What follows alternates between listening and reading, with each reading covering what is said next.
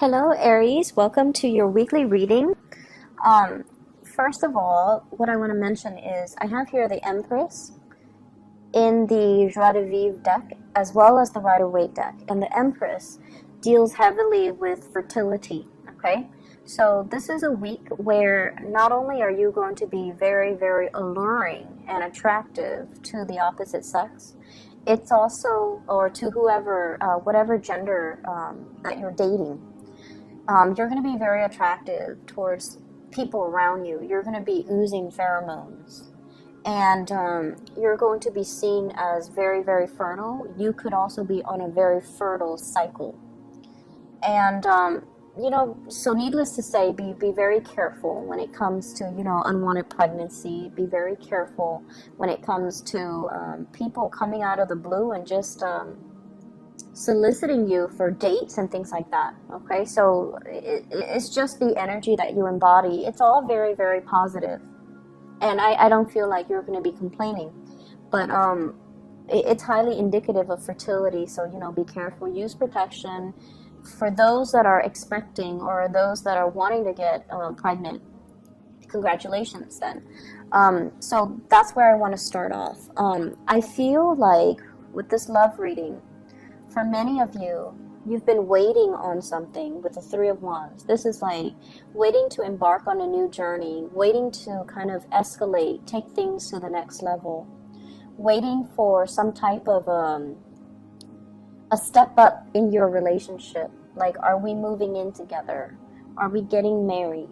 Are we having children? Are you going to introduce me to your family? Am I going to introduce you to my family? I feel like you were waiting on somebody that is taking forever to make up their mind, okay? I see an element here with the Empress, the biological clock. Like, I'm tired of waiting. I want it now, and I deserve it, and also my biological clock is ticking. And you could be male or female watching this. I feel like you're at an age where you want a little bit more stability in your life. You're done with the whole, dating and first dates and blind dates and, online dating. Like you're done with all of those people. And you really want to settle down and you really want to start a family. You have this nesting instinct about you. With the Empress, she's got that nest on her head. So I feel like that's where your mind is at. And I also feel as well, for some of you, you might have stayed in a relationship too because of children.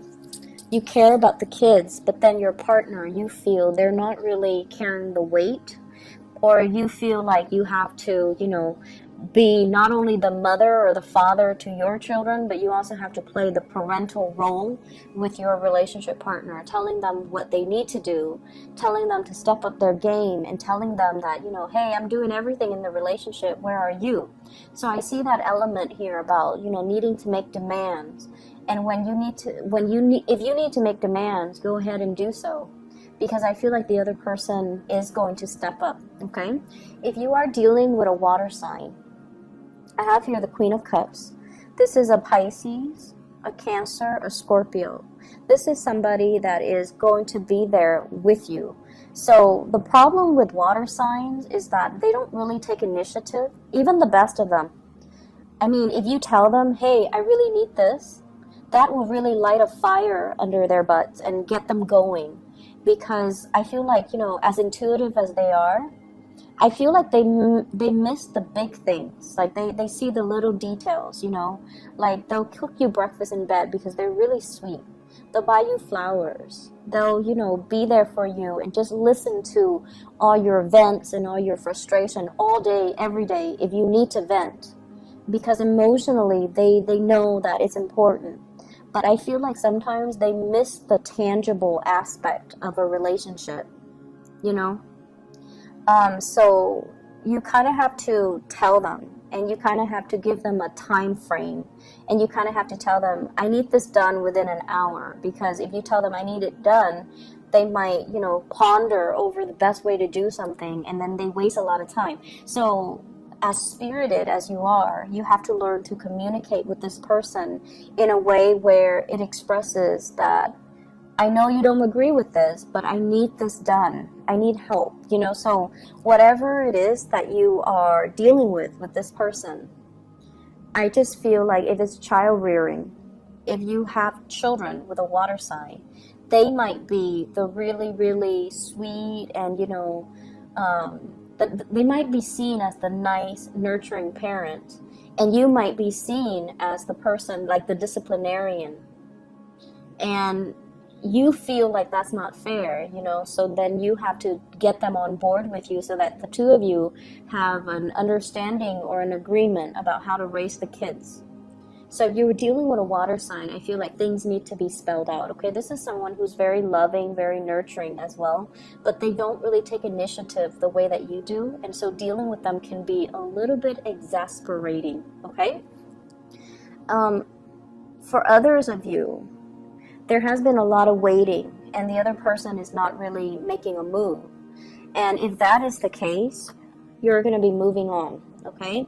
So if you're dealing with an earth sign, Taurus, Virgo, Capricorn, and I especially see like Taurian, Capricorn vibe as well, if they're just sitting there, you know, not really making a move, not really moving in your direction, you're kind of like waving them goodbye, and you're just like, I'm starting a new phase in my life. If you're not able to kind of step up your game, I'm just gonna be out of here. And I feel like for those of you who are dating casually, you might be drifting away from this earth sign and going to somebody a little bit more solid, or somebody who is a little bit, I feel, older and a lot more experience, a lot more willing to like waste time, and you know, a lot more decisive.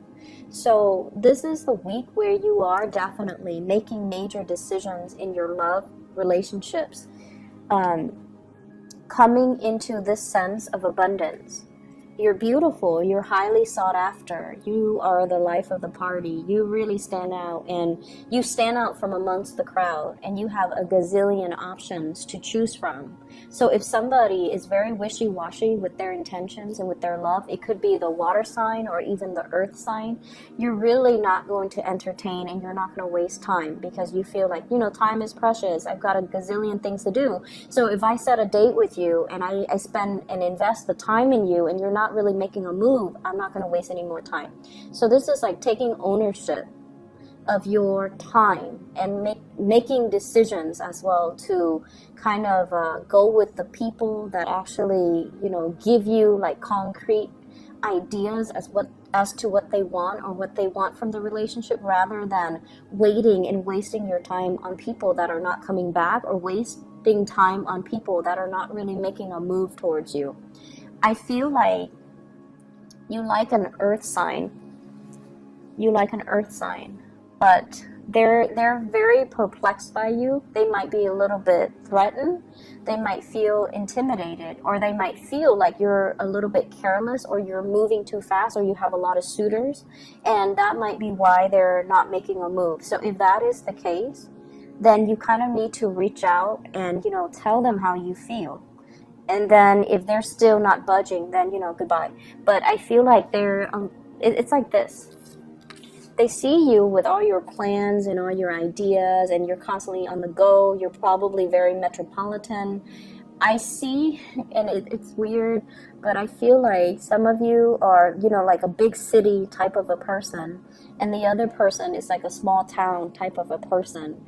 And so they don't really understand your lifestyle. You might not understand their lifestyle either. And you feel that this lifestyle is not for you, whereas you want something a little bit more dynamic, robust, a little bit more cosmopolitan.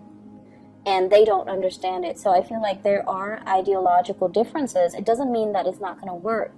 But I feel like you have trouble understanding them, and they vice versa have trouble understanding you. So either way, it's a good energy, but I feel like there might be attraction that is on the side of, you know, opposites attract, rather than true compatibility, okay? In other areas of your life, the spiritual advice that I'm getting here is be gentle, but be very firm. And this is in regards to those that are dealing with children. You could be a teacher, a counselor, an advisor. You could run a summer camp. You can have your own children. The first card out is the Hierophant. And every time I see this, I think of it as the disciplinarian, somebody who connects to a higher authority, and then they implement the words and wisdom and the advice of the higher authority.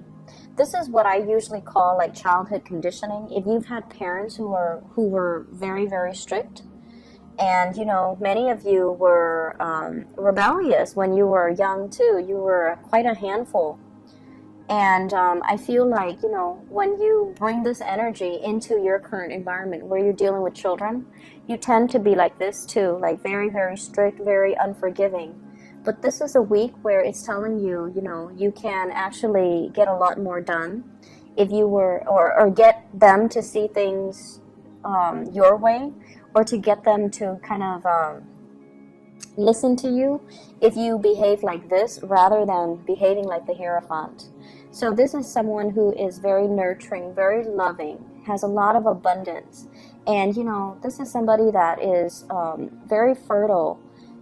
Your energy needs to be kind of like this, where you open up, where you don't speak from that space of like, you know, like the what is that moral high ground, and just, you know, come down and truly open up and try to listen to what the younger person is telling you. So I feel like some kids, you know, for those who are parents, you've got kids that are charmer. They don't want to get in trouble. And so they can charm the socks off anybody. You know, they're like sweet and just very affectionate. And sometimes when they get in trouble, and then, you know, instead of disciplining them, they kind of smile and give you the puppy eyes, and then you laugh, and then you end up not disciplining them. And they know this is how you operate, so they know how to get away with things every time they get in trouble. So the trick is, you know, to kind of be firm but gentle, okay? So be consistent as well with the discipline. So I definitely feel if there are, if you and your partner are together and you have children, I feel like there might be some really, really like glaring differences in the way that you raise kids, in the way that you discipline them, in the way that you see children. What I'm also feeling as well with the Empress card and the Queen of Pentacles, this is massive abundance that's available to you. A lot of finances that are kind of in the picture, a lot of financial stability, wanting to have children, wanting to, you know, save up for that college fund, and wanting your partner to be on board. And I also feel because of that, there's this sense here that you have everything. And you might have said, you know, I really want to have children. I really want to settle down, buy a house. And you find yourself in a work situation that gives you the financial abundance. But now you're working so hard. You're working a lot of overtime. And you're just like, when am I going to be able to, you know,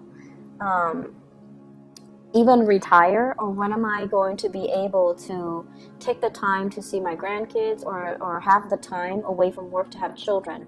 So I feel like, you know, the money, it's a major, major blessing. But the hours that are involved, I feel like the work environment's a little bit rigid. You might have somebody that you're answering to, and I feel almost like let your work speak for itself. Rather than trying to win this person to your side, you're highly competent and capable of what you do. Let your work's product speak for itself, and let that be, you know, let that speak for your credibility. Let that speak for your skills as a good worker, okay? So we have some really good things coming in for this week. Lots of fertility, lots of, I feel like it's a win, like almost like a job offer, a promotion. If you're getting those performance appraisal from your supervisors, what they really want to say is, I feel like you're very, very capable. So they really like you. You're dependable and very, very capable. But they might tell you, you know, something unexpected. Like, for example, if you're hoping to get like 100% on a performance appraisal from higher up, they might say, here are a few things that you need to focus on. Or they might assume that you already know that you're really, really good, So they might, instead of dwelling on all the times that you succeeded, they might say, let's talk about the other projects that you had trouble with. Mainly because, you know, they already know that you're good. And so they want to flush out the stuff that you can improve upon. So don't feel bad about it, okay? I wish you guys the best. Take care of yourself, okay? And I'll see you next week.